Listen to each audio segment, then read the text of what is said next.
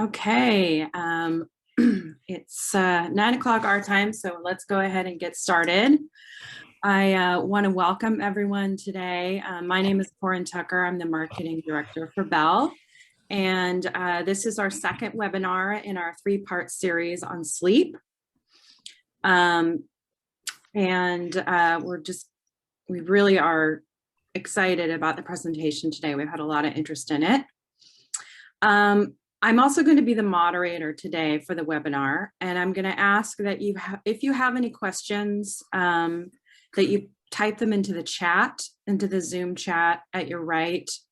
We're going to hold questions until Evan has finished his entire presentation, and then I'll go ahead and read the questions from the chat so he can answer them during the Q&A portion of the webinar. I want to thank Evan for speaking today and introduce him. Our BEL scientist, Evan Hathaway, is the lead author of Transcranial Electrical Stimulation Targeting Limbic Cortex Increases the Duration of Human Deep Sleep. This is a publication that came out last year in Sleep Medicine, and that's the topic of the lecture today.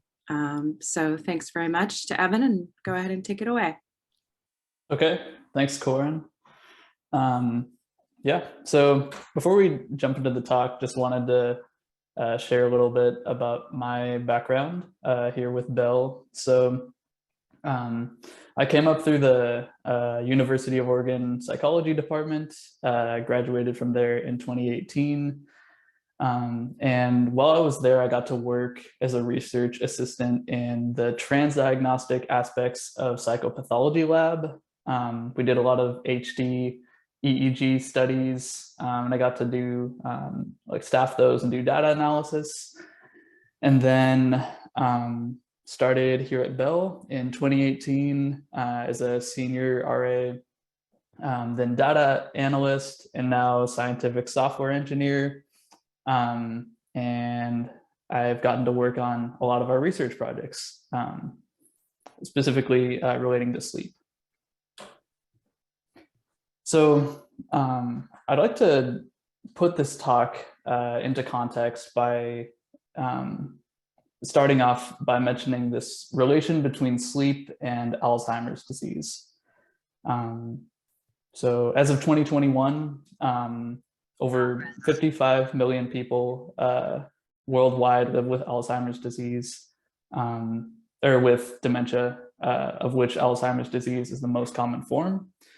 This is according to the World Health Organization. And there are currently no treatments for Alzheimer's disease. So we have an epidemic of this disease with no viable treatment for it. So studying the causes and working towards preventions and treatments is very important.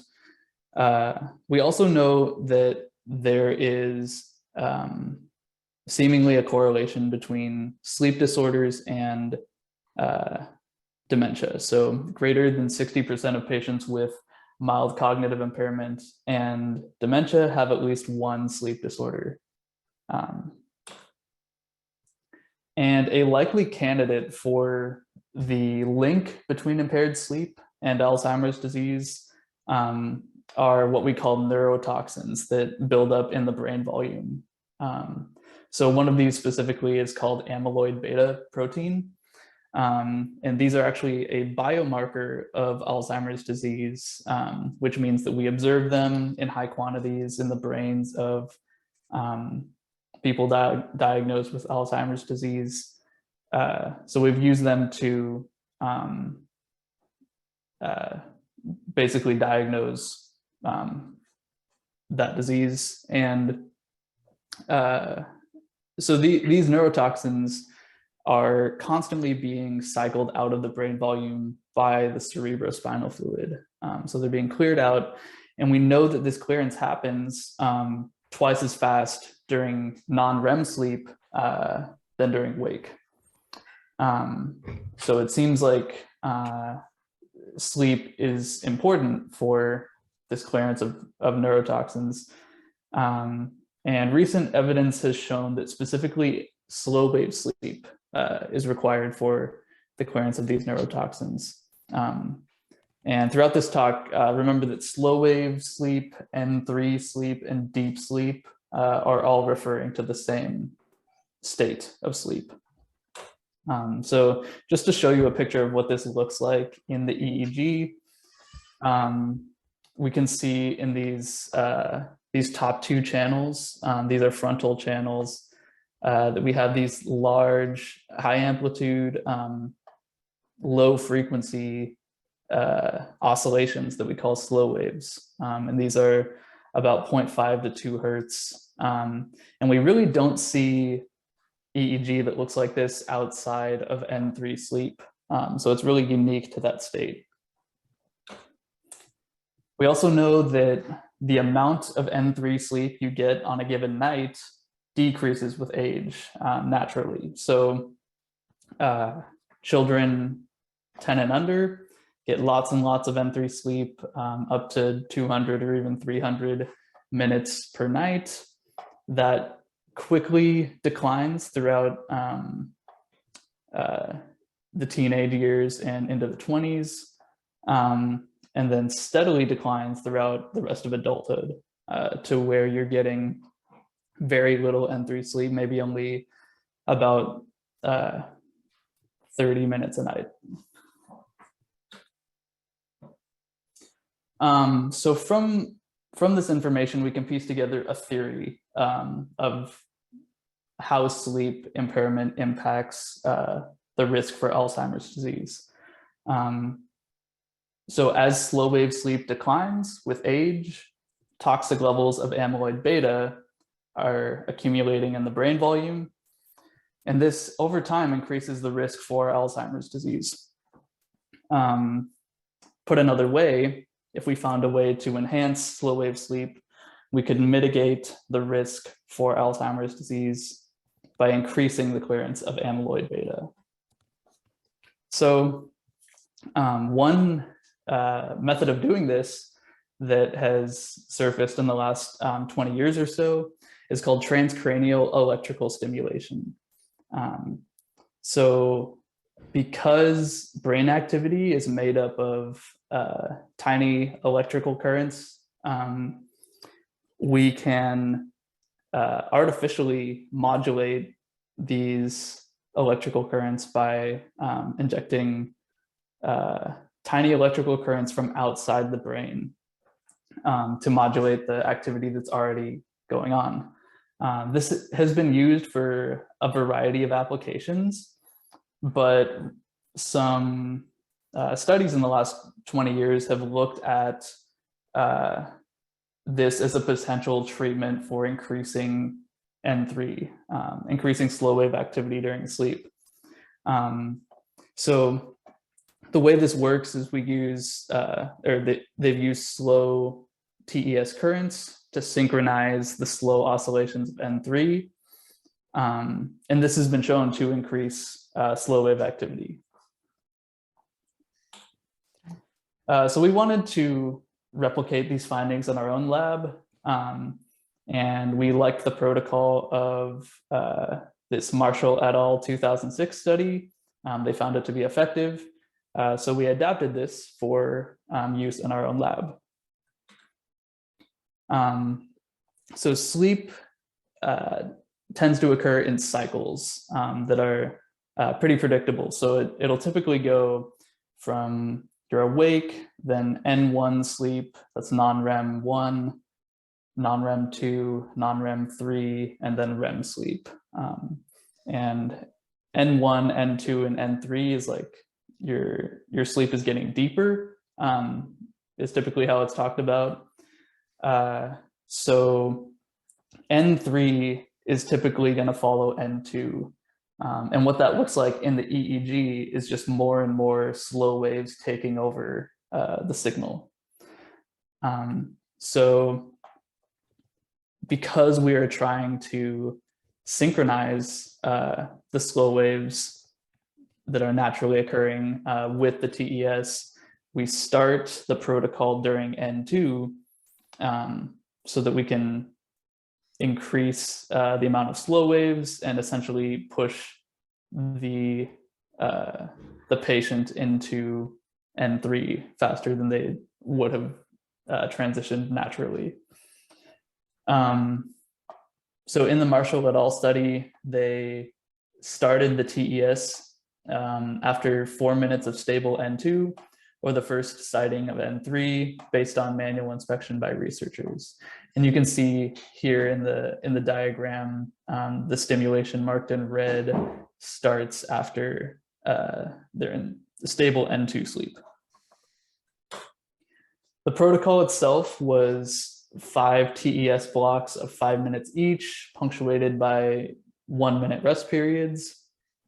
And we used an adaptive protocol, so we wanted to maximize the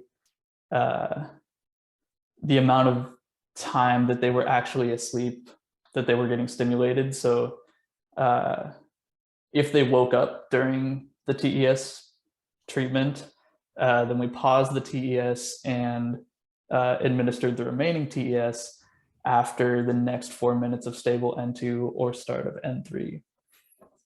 So we didn't want to just be stimulating people while they were awake. We didn't think that would have any effect. So we used that adaptive protocol. We used a sham control in which no TES was administered, so we could have that as a comparison. So when you're designing a TES protocol, you want to choose a specific brain area to target. And in our previous study that we reviewed in the last webinar, Morgan et al. 2021, we found that these slow oscillations of N3 originate in anterior ventral limbic cortex. So you can see that in the picture on the right. This darker blue region is the source of this particular slow wave. Actually, this is, I believe this is an average of a lot of slow waves. And we found that these typically localize to anterior ventral limbic cortex. And we thought that if we targeted that region, then we would have the best chance at synchronizing slow waves. So we used some simulation software to determine the optimal channels through which to target this brain region.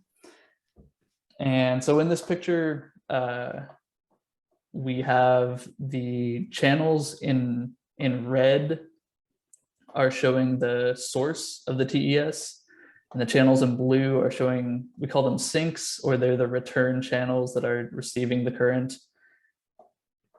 On the left is the targeting pattern used in the Marshall et al. 2006 study. And then on the right is for our own study. And the goal here, I should say the coloring of the brain shows the expected current pattern from this targeting. And the goal is to get the inversion line covering the area you want to target. So in our targeting, we see red positive in the back and blue negative in the front. And then the inversion line in white is covering this anterior ventral limbic cortex that we wanted to target. And because we were using some more sophisticated source localization to determine our target, we theorized that we could use a lower current level than was used in the previous study. So we used a 0.5 milliamp current versus a 1 milliamp current used in the previous study. Okay, so we recruited 10 healthy participants for this study. We screened out any sleep disorders, and they were ages 20 to 67 with a mean age of 42. They each participated in 3 sessions of all-night sleep with HD EEG recording. The first session was just EEG recording to get them acclimated to sleeping in the lab. Sessions 2 and 3 were either TES or sham. And session 3 was spaced 1 week after session 2.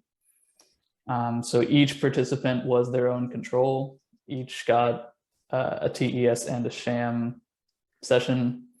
And the order of TES and sham sessions was counterbalanced to account for any lingering effects of the TES and just order effects in general. And then after the fact, participants were unable to guess beyond chance during which session they received TES. So they were blinded to the condition.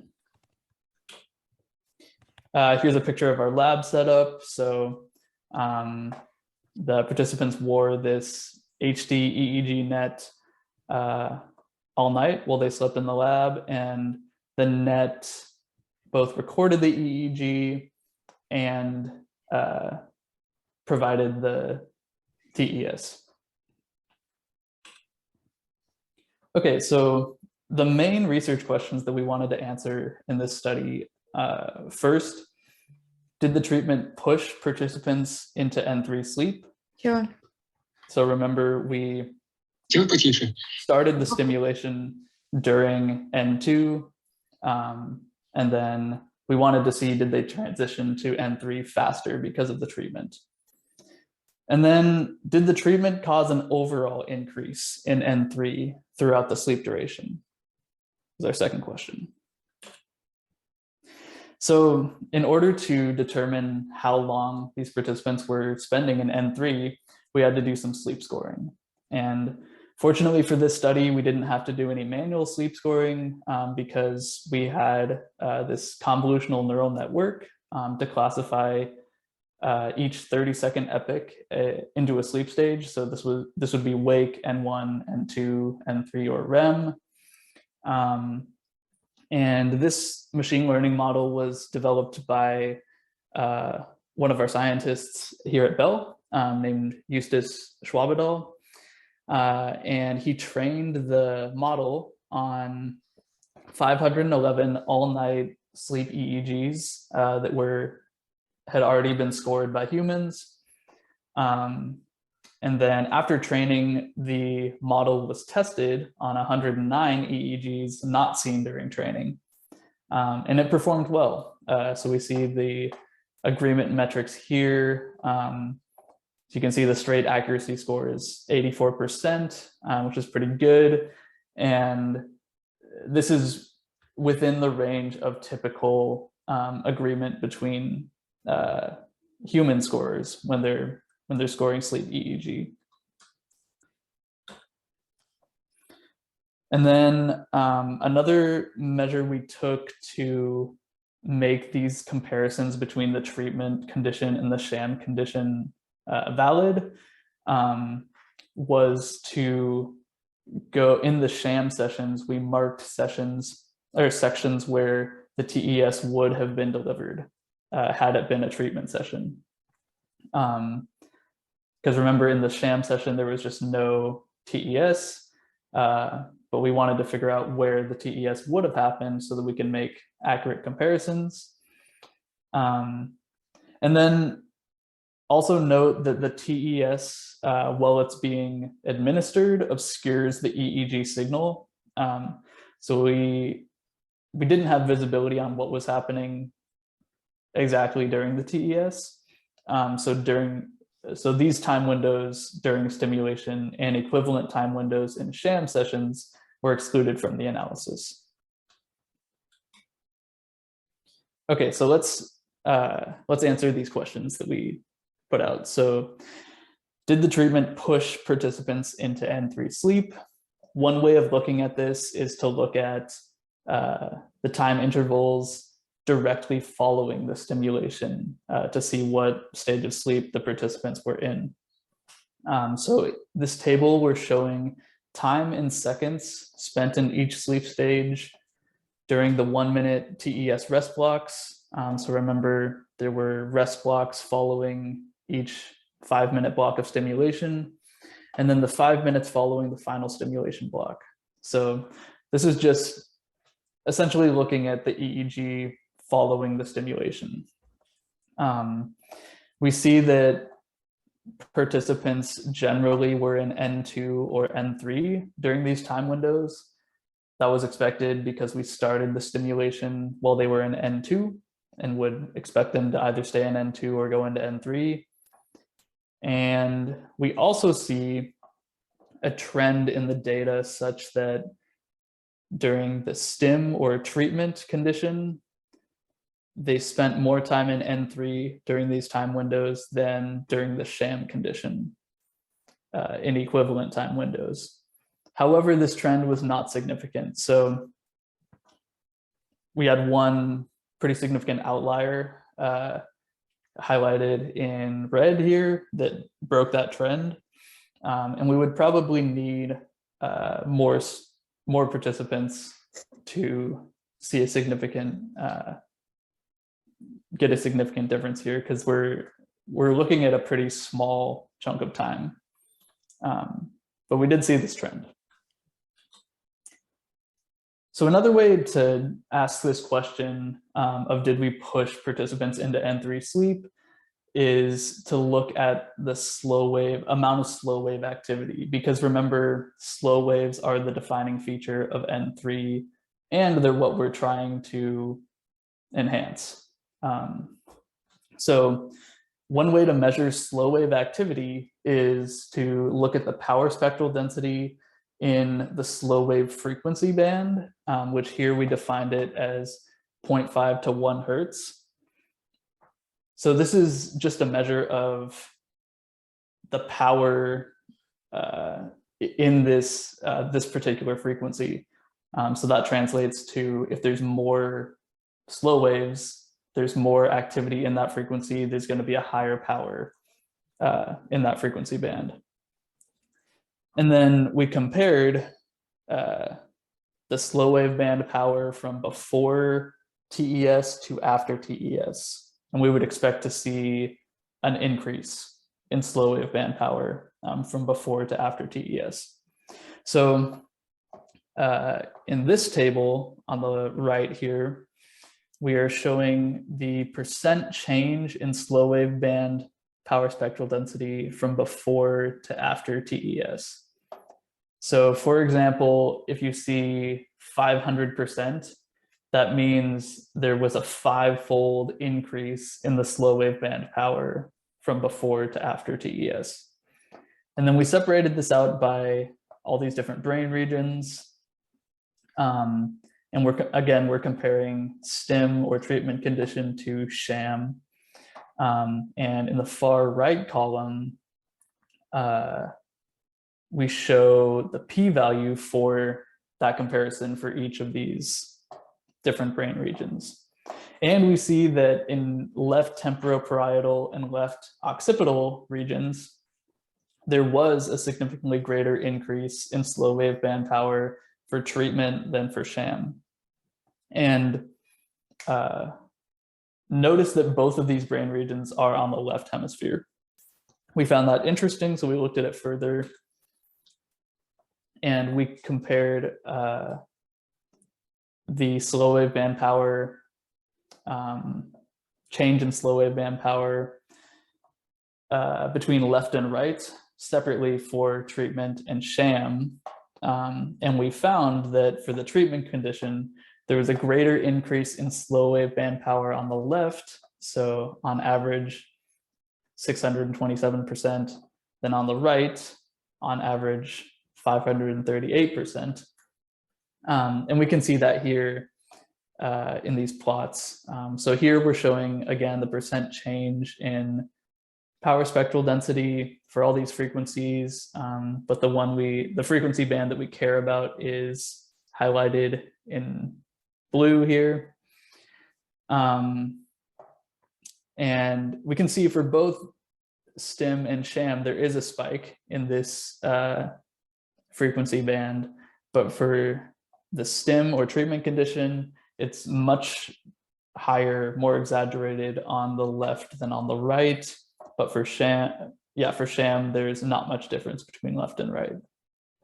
So it was an interesting interaction there. Okay, and then our other research question, did the treatment cause an overall increase in N3? Yes. So participants spent significantly more time in N3 during the treatment session, about 64 minutes on average, than during the sham session, about 56 minutes on average. And there were no significant differences in the duration of other sleep stages. So we see at the bottom here, we're plotting time in minutes spent in each sleep stage, and this is averaged across the participants. And then on the right, we're showing the percent of total sleep time for each of these sleep stages. And there's a significant difference in N3, but no difference in the other sleep stages, even though we see a pretty, what looks like a pretty big difference in time spent in REM between treatment and sham. This difference wasn't significant because the variance was pretty high. We also found that N3 duration negatively correlated with age. This was expected because we've seen this in previous research, that you get less and less N3 as you age, so no surprises there. But we also wanted to know, was the effect of the treatment dependent on age?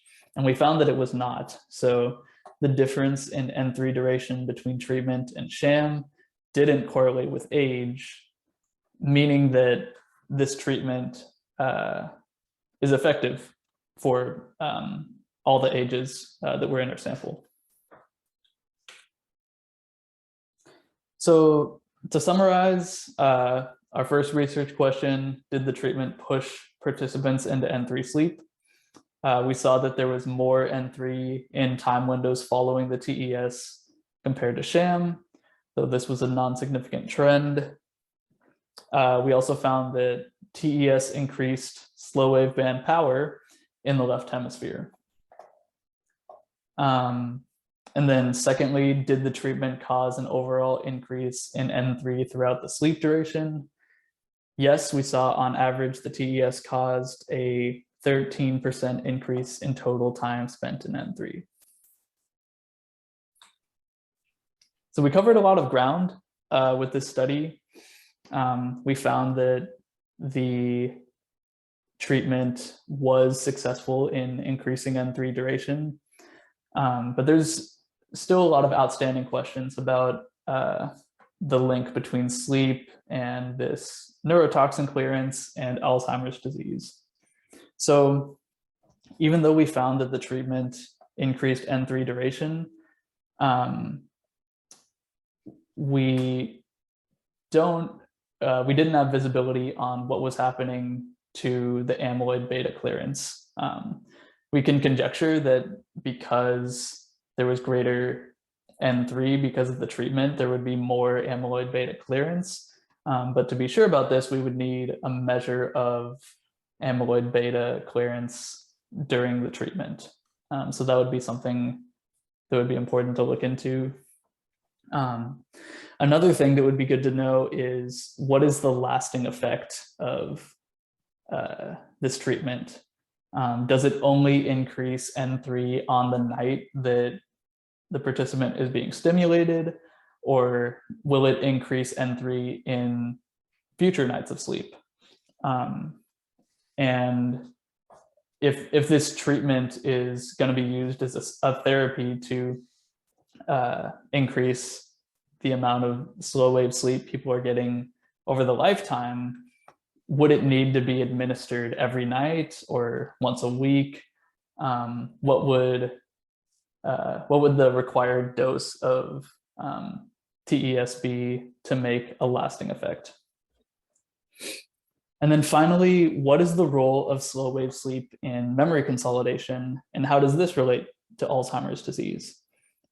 We know that N3 sleep is important for memory consolidation. So if you deprive someone of N3 sleep, they don't consolidate memories. And memory is obviously a big a big part of Alzheimer's disease, is the memory loss. So there seems to be some connection, but we need more research to better understand this connection. And in our study, we didn't use a memory test as an outcome measure, but these previous studies have shown that synchronizing slow oscillations with TES does improve recall of information encoded before sleep. So it seems like we know this treatment is effective in improving memory consolidation, but we need more research to understand how that relates to the amyloid beta clearance and to the risk for Alzheimer's disease. So I'll leave it there. Thanks everyone for listening to this talk. Thank you so much, Evan. Really interesting presentation. I want to remind everyone that we're going to take questions into the chat, and I'll go ahead and read those out.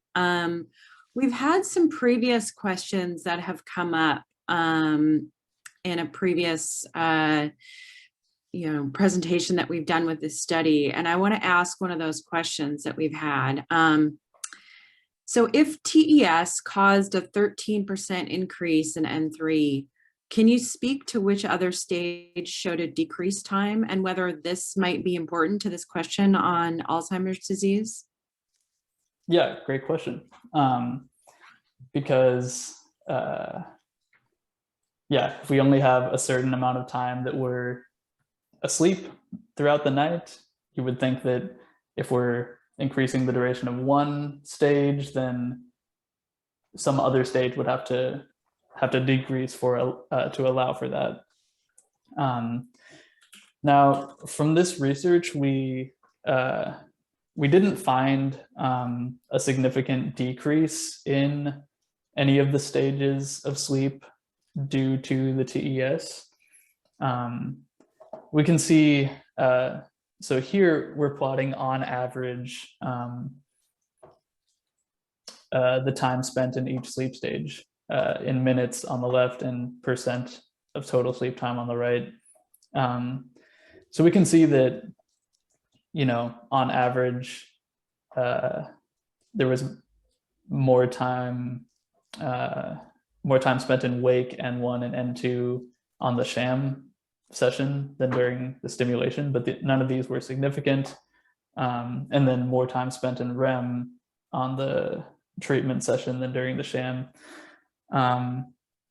So yeah, we can't say definitively from these results whether there was a sleep stage that was lacking because of the treatment, but we would expect maybe less N2 sleep if we're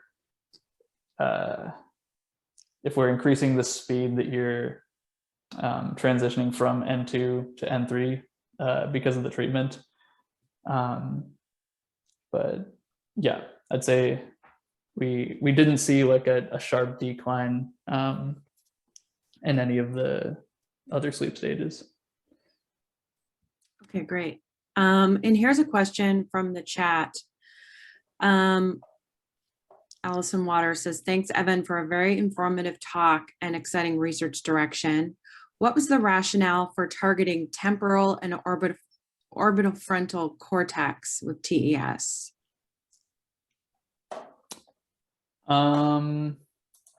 So the targeting that we chose was based on this previous study that we did in source localizing slow oscillations. So the theory was that if we can find the source of slow oscillations, we would think that targeting those brain areas would be the most effective in synchronizing the slow oscillations. So, and again, we found that slow oscillations source localized to this anterior ventral limbic cortex. So we use that to inform our targeting. And then in the previous study, I believe they were trying to target more anterior regions. I would need to go back and look at that, but they didn't have these this source localization to inform their decision on where to target. Great. And then another question from the chat. Would this treatment be effective with long-term use in terms of TES stimulation? Yeah, again, that's something that we would need to evaluate further. So we found that it's effective in increasing N3 duration on the night that it's used. Whether that effect wears off over time, that's an outstanding question, and something that we would need to evaluate with a more long-term study. That makes sense. And here's another question that came up again in the last time that we did this talk. And this is about the statement that you made about pushing people into N3 sleep. Push implies that you got them to N3 sleep earlier than they would have naturally. Does the evidence show this, or is the evidence just support that TES can have an immediate effect on N3 duration and depth? Yep, good question. So I would say yes, we did push them into N3 sleep faster than they would have. So looking again at these, the time spent in each sleep stage during these time windows following the TES, we found typically greater time spent in N3 for the treatment than for the sham, and then less time spent in N2 for the treatment than for the sham. So this would imply that, yeah, people like on their sham session, they had a slower transition to N3, or they stayed in N2 longer than they would have if they had gotten stimulated. Great. Well, I will just ask it if anyone has any final questions, go ahead and add them to the chat. Evan, if you wouldn't mind going to the final slide, I just want to let people know that we do have the third webinar coming up in our three-part series is happening next month on April 6th. And that's Fan Liu presenting the limited trajectory of human neural development. So we'll be going ahead and sending out an invite for our next webinar coming up. The invite will probably go out in a couple of weeks. Yeah, but if there's no further questions for today, I just want to thank everyone for joining BEL today for this webinar. And we will be sending out a recording of this webinar. It will be available on our YouTube channel after we finish this session as well. So you can watch it again, or you can send it to a colleague as well. And Evan, thank you so much for doing this and for your presentation. We really appreciate it. Yeah, of course. Thanks everyone for coming. Great. Thank you.